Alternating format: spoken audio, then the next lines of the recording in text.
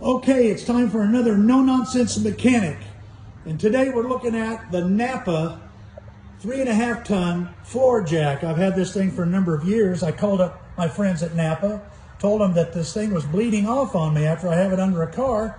And they said to me, well, you're gonna have to get a new one. Well, of course. Yeah, they want me to spend the money. Well, I figured out what was wrong with it and I fixed it.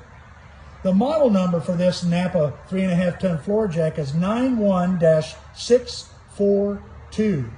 It's made by Werner, W-E-R-N-E-R, model number 234950.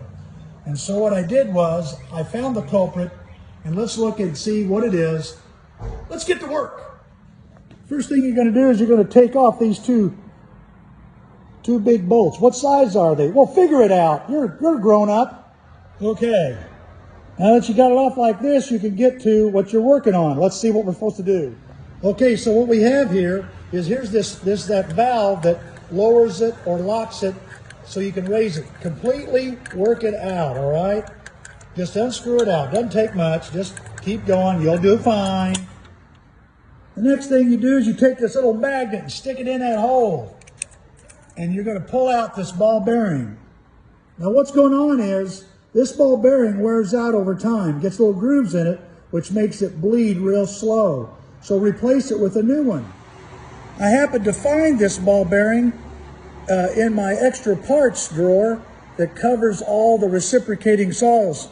That's from a DeWalt, and it's a little ball bearing. It locks the blade in place. It works perfectly. But usually you're looking for a 7mm, which is just under 9/32. Once you put a new ball in, just screw this in. Get that working back in there, that bleed off valve that works off your handle. And once you've done that, reassemble, and it works like a champ. Once you've done that, then tighten her up, test it.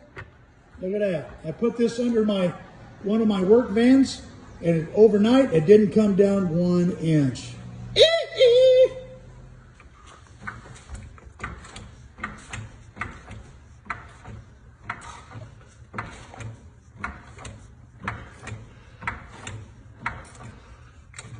There it is.